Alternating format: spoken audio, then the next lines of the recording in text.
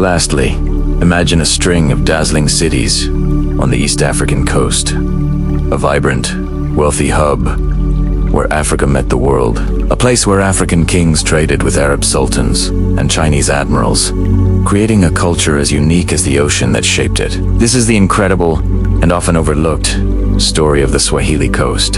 From around the year 1000 to 1500 AD, this wasn't a single, unified empire. Instead, it was a dynamic network of powerful, independent city-states, all linked by the predictable monsoon winds and a shared, sophisticated culture. Think of it like a chain of dazzling, competitive trading ports, each with its own sultan, its own fleet, and its own story. Cities like Mombasa, Lamu, Sofala, and the legendary Kilwa. And when we say cities, we're not talking about simple villages.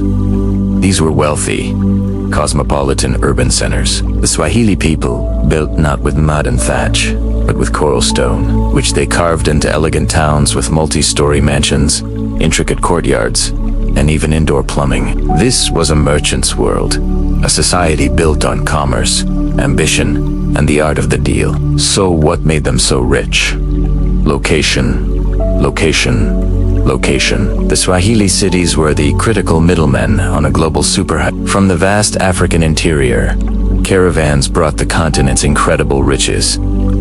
Gold from the mines of Great Zimbabwe, ivory prized across the globe, strong iron for tools and weapons, fragrant timber and exotic animal skins. This was the supply. The demand came from across the Indian Ocean. Ships arrived carrying the most sought-after luxuries of Asia, shimmering silks and delicate porcelain from Ming Dynasty China, pungent spices and fine cotton textiles from India, and beautiful glassware from Persia. The Swahili Coast was the ultimate marketplace where these two worlds met. Swahili merchants grew immensely wealthy by brokering these deals. They weren't just passive shopkeepers waiting for traders to arrive. They were active participants, master mariners who owned their own ships, known as dhows, and expertly navigated the monsoon winds. They established their own trade colonies as far away as Oman and India. These weren't just merchants, they were the CEOs of the Indian Ocean, orchestrating a complex web of international trade. But the real miracle here was just the exchange of goods. It was the cultural fusion that created something entirely new and beautiful. The backbone of this civilization was fundamentally Bantu African. The people, their agricultural base, and the grammatical structure of their language all came from the heart of the continent. But layered onto this foundation were profound influences from the Islamic world. The religion of Islam provided a spiritual and legal framework that connected them to a wider community of scholars and traders from Cairo to Baghdad. Arabic architectural styles influenced their beautiful mosques and homes. They adopted the Arabic script to write down their own language, creating a rich literary tradition. The result of this incredible blend was the Swahili language and identity. Kiswahili, as it's known, is a Bantu language at its core, but it's infused with thousands of Arabic loanwords, a living testament to its history of trade and interaction. It quickly became the lingua franca of commerce all along the coast. And while they practiced Islam, their faith was uniquely African. It often blended with local spiritual beliefs. And surprisingly, to outsiders, women could be powerful, literate, religious leaders and scholars. The Sultanate of Kilwa was perhaps the greatest of all these cities. An explorer named Ibn Battuta visited in the 14th century and described it as one of the most beautiful cities in the world. Kilwa was so wealthy and powerful that it minted its own copper coins, a clear sign of its economic independence and control over the southern gold trade. For centuries, this system flourished, a testament to African ingenuity and global connection. But then, in 1498, a seismic shift occurred. The Portuguese explorer Vasco da Gama rounded the Cape of Good Hope and sailed into this ancient, prosperous world.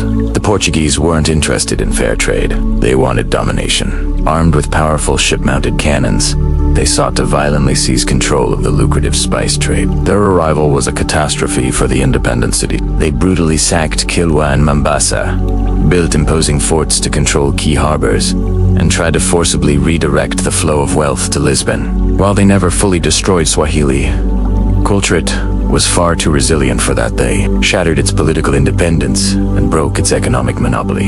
The golden age of the city-states faded. giving way to a new, disruptive era of European interference. And later, the dominance of Omani Arabs who would make Zanzibar their capital. But the story doesn't end there. The legacy of the Swahili Coast is powerful and alive today. Just walk through the narrow, winding streets of Stone Town in Zanzibar, a UNESCO World Heritage Site, and you're stepping into a living museum of this unique coral stone architecture and fused culture, and the Swahili language. It didn't just survive, it thriveth. Today, Kiswahili is spoken by over 200 million people across East and Central Africa. It is an official language in several countries and stands as one of the continent's great unifying forces. We even hear its echoes in global pop culture, from Disney's The Lion King to chart-topping pop anthems. The history of the Swahili Coast is a powerful reminder that globalization isn't a modern invention. It proves that Africa has always been connected, innovative, and absolutely central to world history. And it shows that the most dynamic and resilient cultures are those that welcome exchange, adapt, absorb, and create something entirely new and powerful from the mix. The Swahili people didn't just wait for the world to come to them. They sailed out and helped build the very world they lived in. So, what other incredible hybrid cultures or forgotten trade networks do you think we should explore next? Let us know your ideas down in the comments. If you believe history has no borders, make sure to hit that like button, subscribe, and join us for our next journey. Thanks for watching.